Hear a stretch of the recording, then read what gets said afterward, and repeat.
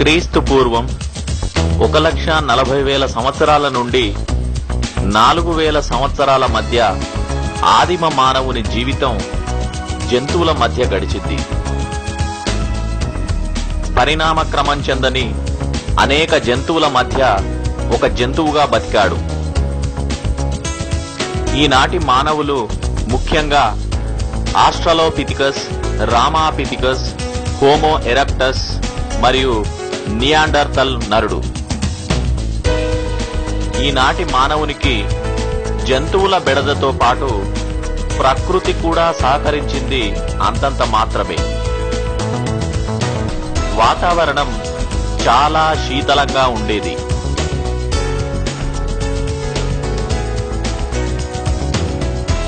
ఒక్కొక్క విషయాన్ని చాలా జాగ్రత్తగా నేర్చుకొని అనేక అనుభవాల సారాంశంతో ఈనాటి మానవునిగా ఎదిగాడు.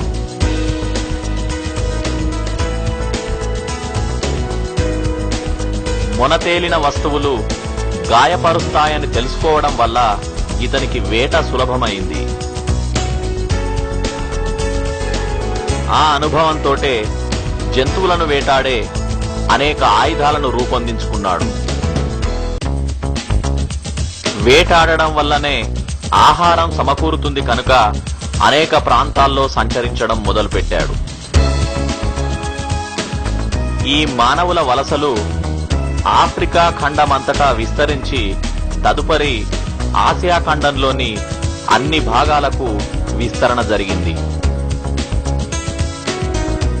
వేల సంవత్సరాలు గడిచిన కొలది మానవుని దేహంలో, ప్రకృతిలో అనేక మార్పులు రావడం ప్రారంభించాయి. నీటి వనరులు ఉన్న ప్రాంతంలో ఆవాసాలు ఏర్పాటు చేసుకోవడం మొదలుపెట్టాడు. రాళ్లను రాపాడిస్తున్నప్పుడు నిప్పురవ్వలు రావడం గమనించాడు. పిడుగులు పడి మంటలు రావడంతో అతడు ఆశ్చర్యచకితుడయ్యాడు. దాని స్వభావాన్ని పరిశీలించడం, దాని ఉపయోగాన్ని గ్రహించడంతో ఆనాటి మానవునికి ఒక గొప్ప ఆధారం దొరికింది. అనేక అనుభవాలు కలిగిన మానవులు ఒక ప్రాంతం నుండి ఇంకొక ప్రాంతానికి వలస వెళ్లడంతో అనుభవాలను పంచుకోవడం జరిగింది. క్రమక్రమంగా నిప్పును తానే స్వయంగా సృష్టించుకోవడం నేర్చుకున్నాడు. చనిపోయిన శరీరాలను ఖననం చేయడం మొదలైంది. కాలగమనంలో వాతావరణంలో అనేక మార్పులు సంభవించాయి.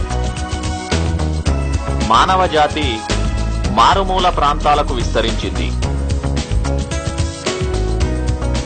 ఆదిమ జాతి మానవుల అనుభవాల సమ్మేళనంతో నాగరికతలు విస్తరించాయి. ఒక తెగ మానవులపై ఇంకొక తెగ మానవులు దాడులు చేయడం ప్రారంభించారు. తీరిక సమయంలో వివిధ వస్తువుల నుండి సంగీత ధ్వనులను సృష్టించడం నేర్చుకున్నాడు.